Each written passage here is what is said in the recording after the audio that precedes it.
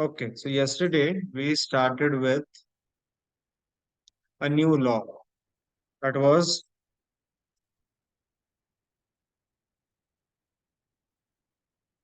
law of return to scale. हमने इसके पहले एक लॉ देखा था which was law of variable proportion. If you recollect, law of variable proportion will apply in short run. पहली चीज। दूसरी चीज, लॉ ऑफ वेरिएबल प्रोपोर्शन में कुछ फैक्टर्स फिक्स थे, कुछ फैक्टर्स वेरिएबल थे, क्योंकि शॉर्ट रन में सब कुछ वेरिएबल नहीं हो सकता है। और उसमें हमने देखा था जैसे जैसे आप वेरिएबल फैक्टर्स ऐड करते जाओगे, बढ़ाते जाओगे to a fix factor, initially आपको एक्सीडिंग एक्स्ट्रा रिटर्न्स मिलेंगे। एक टाइम तक वो चलेगा, उसको हम स्टेज वन ऐसे नाम दिया था उसको। फिर एक पॉइंट के बाद आपको कुछ हद तक कंसिस्टेंट या कांस्टेंट रिटर्न्स मिलेंगे, या बहुत मार्जिनल रिटर्न्स मिलेंगे, जिसको हमने स्टेज टू नाम दिया था। और इसके बाद भी अगर आपने वेरिएबल फैक्टर बढ़ाया तो स्टेज थ्री में आपको नेगेटिव रिटर्न्स तक मिलने शुरू हो गए थे। तो हमने ये भी बात किया था कि एक आइडियल बिजनेस ने स्टेज टू में रुक जाना चाहिए। स्टेज टू में रुक जाना चाहिए। स्टेज टू में आप आपके रिसोर्सेज को ऑप्टिमम यूज कर रहे हो, आपको स्टेज टू में रुक जाना चाहिए। Don't operate in stage three. फिर हमने एक लॉ शुरू किया which was law of return to scale, जो अप्लाई होगा लॉन्ग रन में। लॉन्ग रन में सब कुछ क्या है? सब कुछ वेरिएबल है। लॉन्ग रन में कुछ भी फिक्स नहीं है, सब कुछ वेरिएबल है। और यहाँ पे भी उन्होंने बोला है कि आपको तीन स्टेजेस में रिटर्न्स मिलेंगे या तीन स्टेप्स में रिटर्न्स मिलेंगे। जैसे मान लो, अगर आप एक लैंड पे दो लेबर को काम करवा रहे हो और आपको 100 यूनिट्स का आउटपुट मिल रहा है, तो यहाँ पे हम मानेंगे कि अब सब कुछ बदलेगा, क्योंकि अब लॉन्ग रन की बात चल रही है।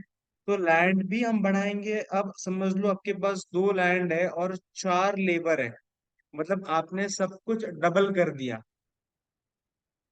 तो आइडियली आपका आउटपुट 100 से 200 होना चाहिए। अगर एक की जगह दो लैंड है और दो की जगह चार लेबर है, तो आपका आउटपुट 100 से 200 होना चाहिए। बट इट इज ऑब्जर्व कि आपका आउटपुट 100 से 200 नहीं हुआ, आपका आउटपुट 220 हुआ। More than double. Your output became more than double.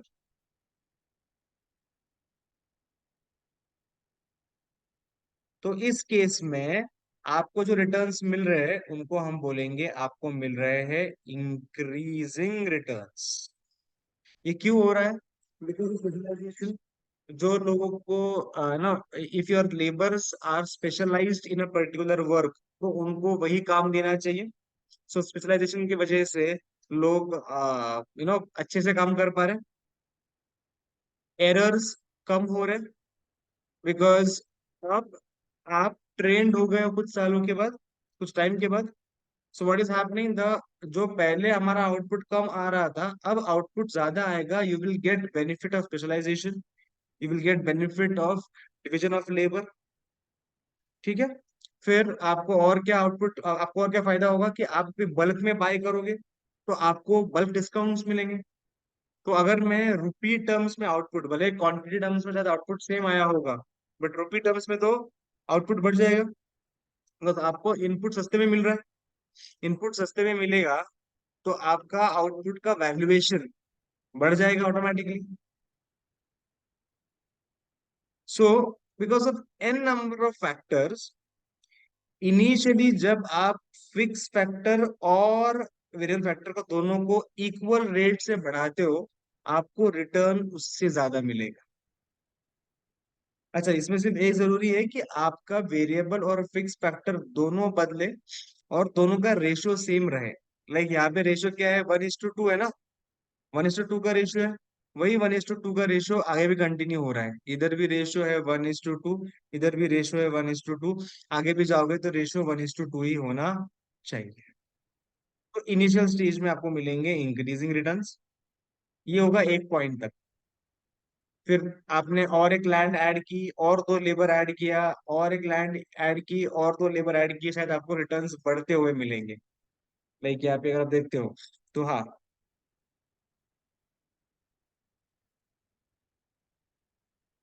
पहले एक लैंड और दो लेबर पे आपको प्रोडक्टिविटी 4 का था।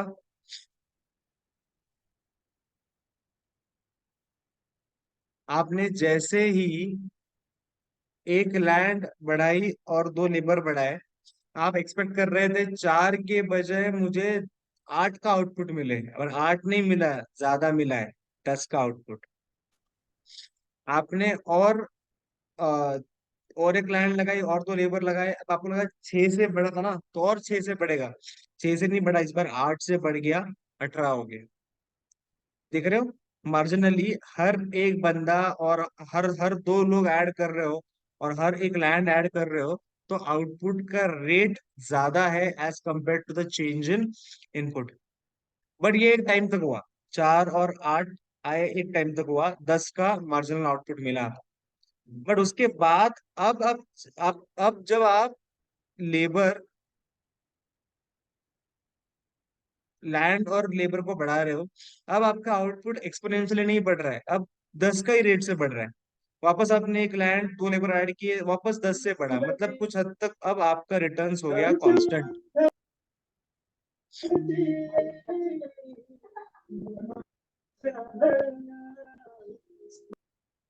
इसके बाद भी अगर आपने आउटपुट को बढ़ाना शुरू रखा, even after this also you continue to increase your land and labor, what you will see is अब आउटपुट का ग्रोथ कम रेट से हो रहा है, 56, मतलब अभी सिर्फ 8 से बढ़ा, और आपने ऐड किया 6 से बढ़ा, और आपने ऐड किया 4 से बढ़ा। अगर आप ऐसे कंटिन्यू करते जाओगे तो शायद एक टाइम आएगा जब आपको नेगेटिव रिटर्न्स भी मिलेंगे।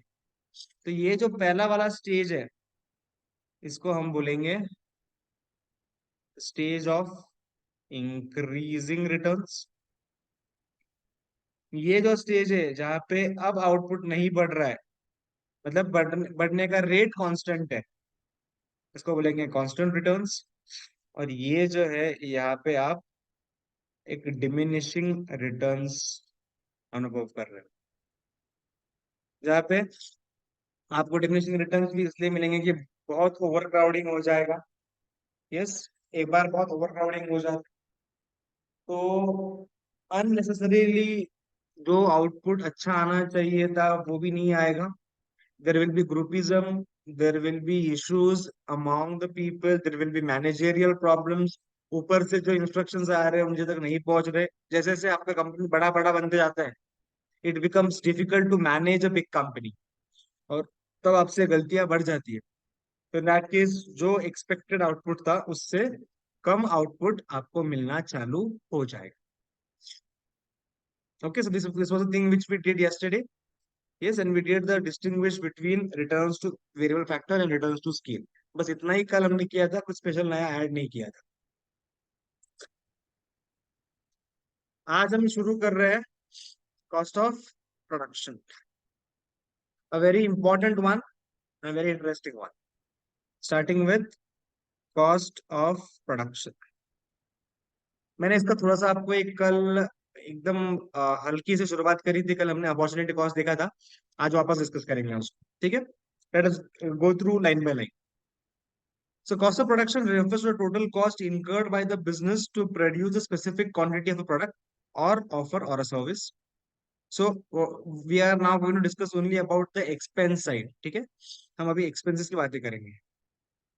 Now production cost may include things like labor, raw material, consumable supplies. Consumable supplies मतलब ऐसे goods जो आपके मैन्युफैक्चरिंग प्रोसेस में कंज्यूम हो जाए, आपके मैन्युफैक्चरिंग प्रोसेस में कंज्यूम हो जाए, उसको बोलेंगे कंज्यूमेबल स्टोर्स। फॉर एग्जाम्पल आप कोई ऑयल यूज करते हो, तो वो मशीनरीज को रन करने के लिए ऑयल यूज करते हो, वो ऑयल एक कंज्यूमेबल है। वो मैन्युफैक्चरिंग करते करते वो ऑयल वो मशीन ने कंज्यूम कर लिया। तो ऐसी चीजें जो मैन्युफैक्चरिंग करते करते कंजम्पशन में निकल जाएगी, उनको बोलेंगे consumable supplies. Now in economics, the cost of production is defined as the expenditure incurred to obtain the factors of production.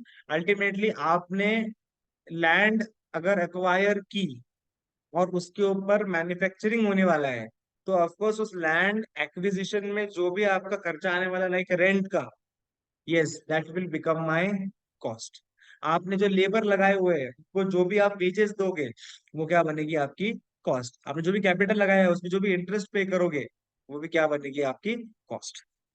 सो जो भी फैक्टर ऑफ प्रोडक्शन आपने अप्लाई किया है उसके ऊपर जो कुछ भी देना बनेगा that will become the cost of production. Let us see what is the concept of cost. So the concept of cost is a key concept. It refers to the amount of payment made to acquire any goods. In simpler way, the concept of cost is a financial valuation of resources, material, risk, time and utilities consumed to purchase goods and services. ठीक है। अब इसमें दो cost आए हैं, एक है real cost.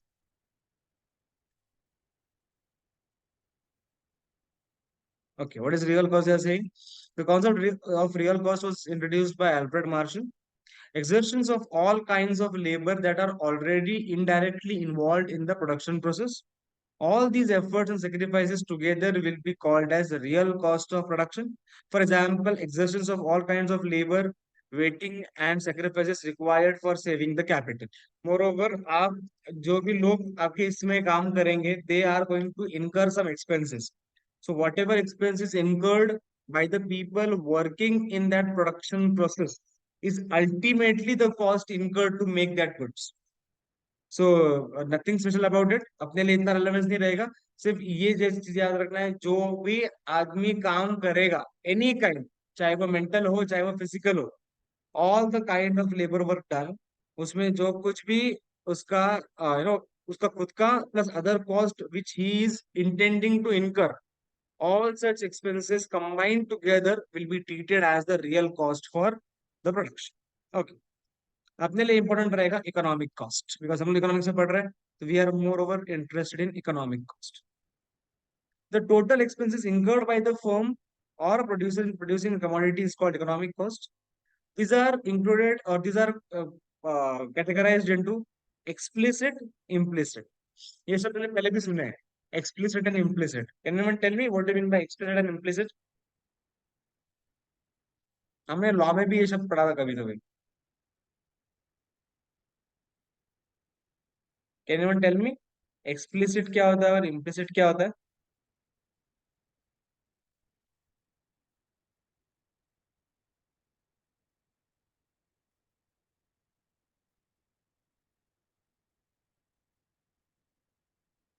Explicit माने जो एक्चुअल में पे किया, जिसके लिए आपके एक्चुअल पैसे गए। What is explicit? Actual payments made by the firm. For example, आपने लेबर्स को अगर हायर किया है तो आप उसको एक्चुअल में वेजेस पे करने वाले हो। आपने जगह भाड़े पे लिया तो आप एक्चुअल में रेंट पे करने वाले हो। Whatever is the actual cash outflow of your business will be treated as explicit cost. This cost are actual money expenses directly incurred for purchasing the resources. For example, rent, wages, raw material के ऊपर किया हुआ खर्चा, interest on borrowed money etcetera. जो कुछ भी आप actual पे करने वाले हो, अकाउंट्स में आप जो भी काउंटिंग करते हो वो कहाँ पे है? वो आते हैं एक्सप्लिसिट में। आप अकाउंट्स में वही तो रिकॉर्ड कर रहे हो ना, कि मैंने कितना रेंट पे किया, मैंने कितना सैलरी पे किया, मैंने कितना इलेक्ट्रिसिटी बिल पे किया। जो कुछ भी आपने एक्चुअल में पे किया आप उन सबको रिकॉर्ड कर रहे हो अकाउंट्स में, इसलिए इसको प्यार से अकाउंटिंग कॉस्ट भी कहा जाता है। So then what is implicit cost? They are imputed cost of factor of production owned by the producer himself. आपको कल याद होगा मैंने बोला था कि अगर आप खुद की जगह यूज कर रहे हो, मेरी खुद की जगह है और मैं मेरी खुद की जगह में प्रोडक्शन कर रहा हूँ, तो क्या मैं किसी को भाड़ा पे कर रहा हूँ क्या? अगर मैं खुद की ही नो। जगह में, नहीं। नहीं, आप किसी को भाड़ा नहीं पे कर रहे हो। पर इसका मतलब ये तो नहीं है ना कि आपकी जगह फ्री ऑफ कॉस्ट है। अकाउंट्स वाले क्या बोलेंगे, क्या आप भाड़ा पे कर रहे हो क्या? आप बोलोगे नहीं पे कर रहे। अकाउंट्स वाले बोलेंगे इसको हम कॉस्ट नहीं मानते। बट इकोनॉमिक्स वाले लोग क्या बोलेंगे, अगर आपकी खुद की जगह भी है तो भी आप अगर किसी को एक्चुअल में भाड़ा नहीं भी पे कर रहे हो, बट अगर आपने ये जगह खुद के लिए इस्तेमाल नहीं की होती और इसको आपने भाड़े पे दे दिया होता तो आपको रेंट मिलता। अब आप उस जगह को यूज कर रहे हो तो आपको वो रेंट नहीं मिलेगा। मान लो ये जगह जो मेरी है, इसके ऊपर भाड़ा मुझे मिलता 15,000 रुपए का। If I give it on rent, I get a rent of 15,000। Now because I am my self using the land for production, I have lost the opportunity to earn that 15,000 rupees का rent. तो basically मेरी जगह की cost 15,000 रुपए मानी जाएगी। ऐसी चीज जो आप अर्न कर सकते थे बट आप नहीं अर्न कर। सेकंड एग्जांपल आपको मैं कल दिया था कि आपने आपके भाई को ही आपके बिजनेस में एज ए एम्प्लॉय लगा दिया।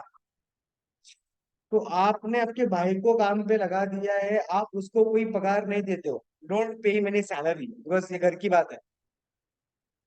बट क्या ये बोलना सही होगा क्या कि that the services offered by the brother are free of cost? Answer is no. अगर आपका भाई आपके बिजनेस में नहीं काम करता तो कहीं और काम करता, कहीं और काम करता तो उसको वहां पे सैलरी मिलती। आज जब he is working in your business, he has to lose an opportunity of earning something outside। उसकी सर्विसेज फ्री नहीं है। जो पैसा कमा नहीं सके वो एज गुड एज खर्चा माना जाएगा, and that will be nothing but your implicit cost. So what are implicit costs? Again, I repeat, the cost which are imputed cost, that is the cost of factors which are owned by the producer himself and which are generally left out in the calculation of expenses, because हमने किसको पे नहीं किया तो हमने salary पकड़ा ही नहीं। But economics बोलता है ऐसा खर्चे को छोड़ना चलेगा नहीं। अगर आपको true profit of your business find करना है तो आपको ऐसे इम्प्यूटेड एक्सपेंसेस को भी कंसिडरेशन में लेना पड़ेगा। For example, rent for the use of own land, interest on his own capital etcetera. आपने खुद का पैसा लगा दिया बिजनेस में। खुद का पैसा अगर बिजनेस में लगा रहे हो तो ऑफकोर्स खुद को ही ब्याज तो पे नहीं करोगे आप। Just give me a minute.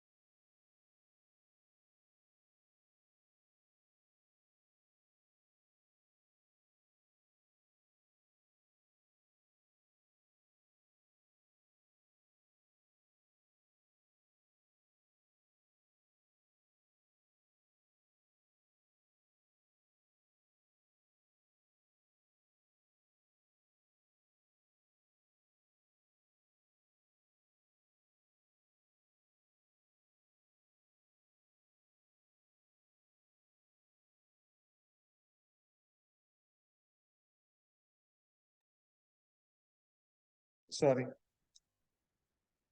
या, सो वी वर सेइंग कि जो कॉस्ट आपने किसी को पे नहीं की बट आपके बिजनेस में है, उस कॉस्ट को भी आपको कंसिडरेशन में लेना है इन इकोनॉमिक्स। ठीक है। सो अगर ये लाइन आप पढ़ते हो, explicit cost are recorded in the account books but implicit cost are not recorded. हमको पता है, हमने अकाउंट्स में कभी देखा है क्या हम लोग खुद का रेंट जो हमने पे नहीं किया क्या रिकॉर्ड करते हैं क्या? नहीं।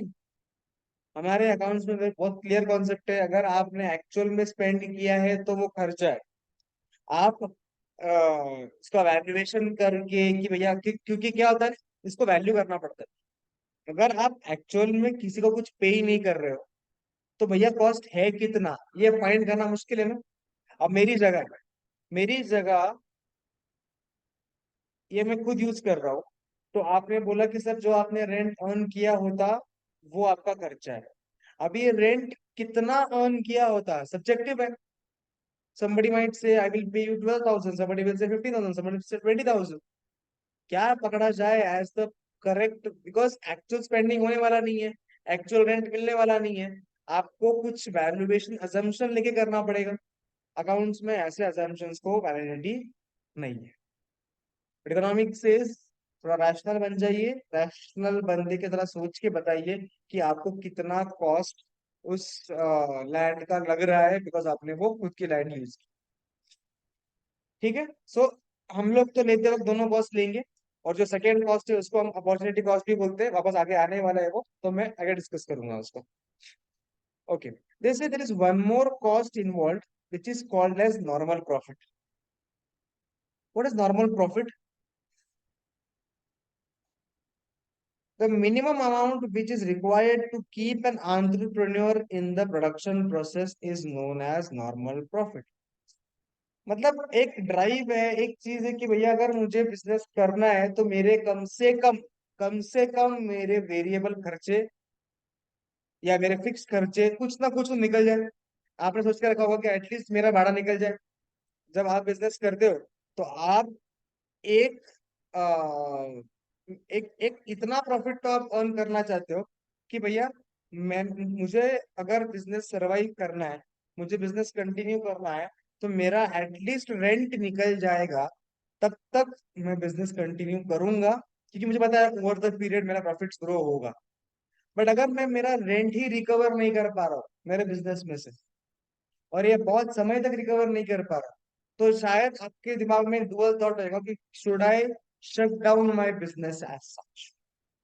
तो आपने आपका एक मिनिमम प्रॉफिट सोच के रखा होगा। इसके ऊपर बाद में वापस डिस्कशन आएगा, ये सिर्फ वन लाइनर्स दे रहे हैं हम लोग, just to give you make you aware about this terms. We will have a good discussion about what we mean by normal profits. But अभी के लिए just for your understanding what is important कि आपके economic cost में तीन factors आते हैं।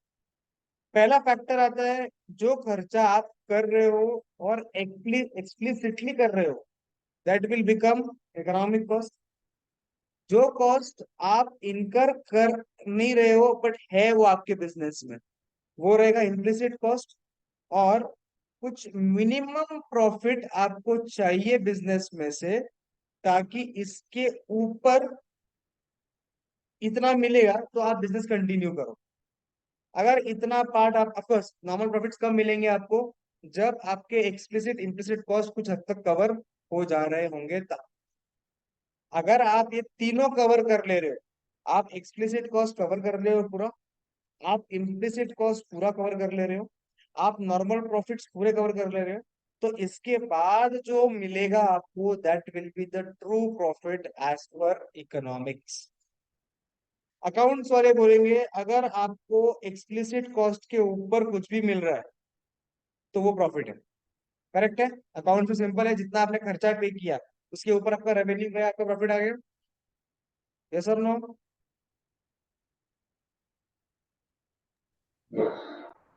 ठीक है। सो एक्सप्लिसिट कॉस्ट कवर हो गया अकाउंट्स में, हम बोलेंगे कि हमारा प्रॉफिट चालू हो गया। इकोनॉमिक्स इतना सिंपल नहीं है। Economics says that explicit cost तो करना ही करना है, प्लस आपको इम्प्लिसिट कॉस्ट भी कवर करना है, और प्लस आपको इतना प्रॉफिट तो अर्न करना है। इसका शटडाउन पॉइंट आगे आएगा कि ऐसे पॉइंट तक के जो खर्चे है वो आपको रिकवर करना है कि भैया वो आपको ड्राइव करेगा कि आपका बिजनेस कंटिन्यू हो, उसके बाद ही आपके बिजनेस के ट्रू प्रॉफिट्स चालू होंगे। Okay, so we yesterday we spent few minutes on this concept of opportunity cost। आपको मैंने बोला था कि अगर आप बिजनेस कर रहे हो और आपको मिल रहा है मान लो profit of 70,000 rupees per month, और अगर आपको एक जॉब मिल जाती और उसमें आपकी सैलरी 50,000 रुपये पर मंथ होती, अगर आपके पास दो अल्टरनेटिव थे वंस यू क्वालिफाई। एक था कि आप बिजनेस कंटिन्यू करिए आपके फैमिली का, आपको 70,000 प्रॉफिट मिलेगा पर मंथ। दूसरा ऑप्शन था कि आप कहीं पे जॉब ले लीजिए, आपको 50,000 रुपीज पर मंथ की जॉब मिल रही थी। अब आपने ऑफकोर्स बिजनेस का अल्टरनेटिव लिया और जॉब का अल्टरनेटिव छोड़ दी। जब आप बिजनेस का अल्टरनेटिव ले रहे हो तो आप खुशी खुशी ये बोल रहे हो कि मैंने 70,000 का प्रॉफिट अर्न किया, बट इकोनॉमिक्स वाला बोलेगा नहीं, तुमने प्रॉफिट नेट में सिर्फ अर्न किया है 20,000 का, बिकॉज 50,000 का तो तेरे को वैसे भी सैलरी मिलने वाला था। आज तेरे को ये छोड़ना पड़ा, to earn that 70 I have to leave that 50। भले ही आपके घर पे 70,000 आए होंगे, बट इकोनॉमिक्स वाला बोल रहा है कि बिजनेस ने 70 नहीं कमाया, बिजनेस ने सिर्फ 20 एक्स्ट्रा कमा के दिया, जो तुम्हारा जॉब तुम कमा के नहीं दे रहा था। जॉब ने तो 50,000 का सैलरी तुमको ऑफर किया ही था, तो 50,000 का earning was not a big deal. The big deal was earning the additional 20,000 because of which you went to the business area. So business का profit should not be 70 but should be 20,000। Let us see what is the wording. The opportunity cost of anything is the next best alternative cost which is foregone. Individual point of view or nation point of view, the resources are scarce. So at any time to get one commodity, we have to forego the another commodity. For example, आपके पास पैसा है कि आपको बनाने हैं leather के shoes या leather के बैग्स। के पास दो ऑप्शन है, लेदर बैग्स। आपके पास 10 लाख रुपीज का कैपिटल है। अब आप 10 लाख रुपीज के कैपिटल में दोनों नहीं बना पाओगे। अगर आप लेदर शूज बनाते हो तो आप लेदर बैग्स नहीं बना पाओगे, अगर आप लेदर बैग्स बनाओगे तो लेदर शूज नहीं बना पाओगे। तो फिर आपको डिसाइड करना है कि बॉस अगर मैं शूज बनाता हूं तो मेरा नेक्स्ट बेस्ट ऑल्टरनेटिव था कि अगर मैं शूज नहीं कर रहा तो मैं क्या करता, मैं बैग्स करता। अब मैं शूज बना रहा तो मैं बैग्स नहीं बनाऊंगा। तो क्या ये बैग्स नहीं बनाना और शूज बनाना ये डिसीजन सही है क्या, ये सोचना पड़ेगा। या अगर मैं बैग का डिसीजन ले रहा हूं तो मैं शूज नहीं बना पाऊंगा, तो उस केस में क्या बैग का डिसीजन सही है या नहीं है, ये डिसाइड करना पड़ेगा। तो आई हैव टू सी कि भैया मुझे बैग से कितना अर्निंग मिलने वाला है, मुझे शूज से कितना अर्निंग मिलने वाला है, और जो डिफरेंशियल अर्निंग जहाँ पे ज्यादा होगा of course we will try to go towards that product. Okay, so the opportunity, अगर शूज बनाओगे तो बैग से जो आप प्रॉफिट कमा सकते थे वो एक अपॉर्चुनिटी आपके पास थी, वो अपॉर्चुनिटी आपने फोरगो कर दी, छोड़ दी। तो उसके उसके रिलेटेड जो भी प्रॉफिट अर्निंग था वो नहीं हो सकता है। और उसको उसको मानना पड़ेगा एज अ खर्चा। शूज बनाने का खर्चा सिर्फ शूज बनाने बनाने का खर्चा नहीं है, वो तो है ही, प्लस बैग से जो प्रॉफिट मिलता वो अब नहीं मिलेगा, वो भी शूज का खर्चा है। मतलब मान लो शूज बेच के आपको रेवेन्यू आया 1 लाख का, और मान लो शूज का मेकिंग सेलिंग सब कॉस्ट है मान लो 30,000, तो आपको लग रहा है कि आप 70,000 अर्न कर रहे हो, बट इसमें सिर्फ आपने शूज मेकिंग का कॉस्ट लिया हुआ है। ये शूज बनाने के चक्कर में आपने जो बैग से प्रॉफिट अवेलेबल था वो नहीं मिलेगा। मान लो वो आपको मिलता 20,000, तो अब वो 20,000 जो नहीं मिलेगा वो शूज बनाने का खर्चा बन जाएगा, और आपका नेट प्रॉफिट जो आएगा as per economics that will be 50,000. This is called as opportunity cost. Are we good? Yes, sir. Yes, sir. Suppose a piece of land can be used for growing wheat or rice. If the land is used for growing rice, it is not available for growing wheat. Therefore, the opportunity cost for rice is the wheat crop foregone. This is illustrated with the example. क्या दिया है? Suppose the farmer using a piece of land can be produced either 50 quintals uh, of rice, that is ON, ये ON है. वो एक तो 50 quintals of rice बना सकता है या 40 quintals of wheat. If a farmer produced 50 quintals of rice, he cannot produce wheat. Therefore, the opportunity cost of 50 quintals of rice is 40 quintals of wheat. The farmer can also produce any combination of two crops. जो ये MN पे आ रहा है, combination ए कर सकता है थोड़ा बहुत राइस थोड़ा बहुत व्हीट, कॉम्बिनेशन बी कर सकता है थोड़ा बहुत राइस थोड़ा बहुत wheat. Let us assume that the farmer is operating eight point A, मतलब वो यहाँ पे काम कर रहा है.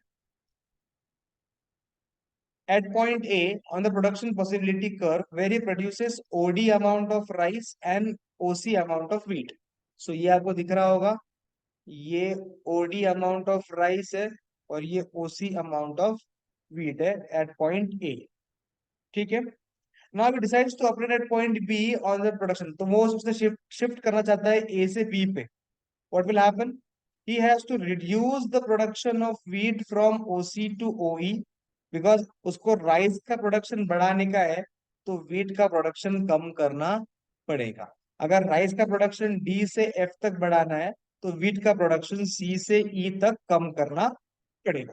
इन order to increase the rice, it means opportunity cost of DF amount of rice is CE amount of wheat. इसका जो अपॉर्चुनिटी कॉस्ट है,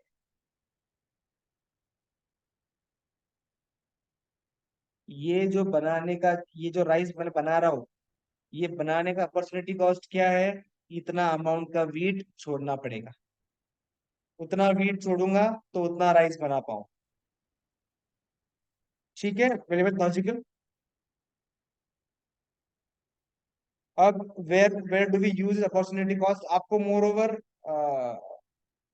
जब भी ये एमसीक्यू टाइप में आएगा तो आपको they will be giving you a graph and they will be asking you कि बस ऐसा हो रहा है तो क्या होगा.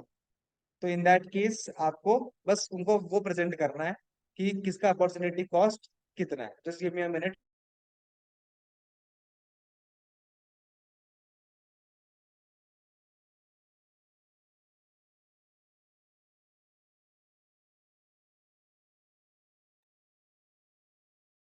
Okay, let us see what is the application of this opportunity cost. ये कहाँ यूज हो. The concept of opportunity cost has been widely used by economists in various fields. पहला, determination of factor prices. The factor of production need to be paid a price that is at least equal to what they command for alternative uses. बराबर सी चीज है. अगर उस labour को आपको wages पे करने हैं तो अगर वो मेरे पास काम नहीं करता तो कहीं और काम करता, वहां पे वो जितना अर्न करता एटलीस्ट उतना उसको मुझे यहाँ पे ऑफर करना पड़ेगा तो वो मेरे पास आएगा. सिंपल सी चीज है. फैक्टर कॉस्ट मतलब क्या? लैंड, लैंड की जो कॉस्ट है भैया, लैंड पे अगर मैं, लाइक आई टोल्ड यू कि लैंड पे ये तुम्हारी जगह है, इस जगह पे कल्टीवेशन करूं, मेरे पास दो ऑप्शन है. इस जगह पे कल्टीवेशन करूं कि इसको रेंट पे दूं. अगर रेंट पे दूंगा तो 15,000 रुपए का रेंट मिलेगा. तो कल्टीवेशन पे अगर मैं लेना चाहता हूँ तो एटलीस्ट मुझे जगह का रेंट का 15,000 से ज्यादा का फायदा मिलेगा तो ही मैं कल्टीवेशन के पास जाऊंगा. Otherwise I will prefer to give it on rent. मतलब आप जब आपका फैक्टर का प्राइस निकाल रहे हो कि भैया मुझे जगह कॉस्ट कितनी लेनी है, तो उसको कहीं और अगर अप्लाई करता तो कितना मिलता, that will help you to identify कि आप जो काम कर रहे हो उसमें कितना खर्चा इन्वॉल्व है। Then determination of economic rent. The concept of opportunity cost is widely used by economists in terms of economic rent. According to them, economic rent is equal to factors actual earning minus its opportunity cost. हमने already ये ऊपर देख लिया है, वापस repeat नहीं करूंगा। यही कि हमने जो एक्चुअल प्रॉफिट निकाला माइनस जो उसका अपॉर्चुनिटी कॉस्ट है वो लेस करने के बाद ही मुझे उसका final net value, economic rent इसको बोलते हैं। Economic rent is a term which which is not, don't go by the word rent means the rent of land only. Rent, economic rent is simple term use जहाँ पे हम बोलते हैं कि भैया एक्चुअल फैक्टर से हमने कितना कमाया और उसको, उसने जो अपॉर्चुनिटी छोड़ी है उसमें कितनी कॉस्ट इन्वॉल्व है वो लेस करने के बाद ही हमको बेसिकली एक्चुअल प्रॉफिट समझ में आता है। तो वो, उसका term is called as economic rent. This is already what we have seen. Okay, decisions regarding consumption pattern. The concept of opportunity cost suggests that with given money income, if a consumer chooses to have more of one thing, he has to have more of one thing and he has to have less of other. अगर आपको एक चीज ज्यादा चाहिए तो दूसरी चीज कम करनी पड़ेगी। Hence, with the help of opportunity cost, he decides the consumption pattern, that is which good should be consumed and in what quantities. ये हमारे लिए भी अप्लाई होता है। आई टोल्ड यू 100 रुपीज आपके पास है, आपके पास दो ऑप्शन है कि मैं मूवी में जाऊं या मैं आई आई गो फॉर गाड़ी में पेट्रोल डालूं कि पिक्चर देखूं।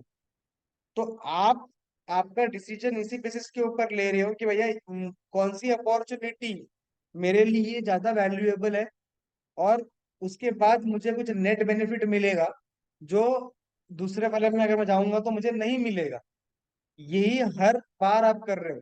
You are doing opportunity cost every time, knowingly कभी कभी अननोइंगली, कि हाँ मैंने ये डिसाइड इसलिए किया क्योंकि इसमें मुझे बेटर ऑल्टरनेटिव लगा एज कंपेयर टू इसके जगह पे मैं कुछ और करता तो।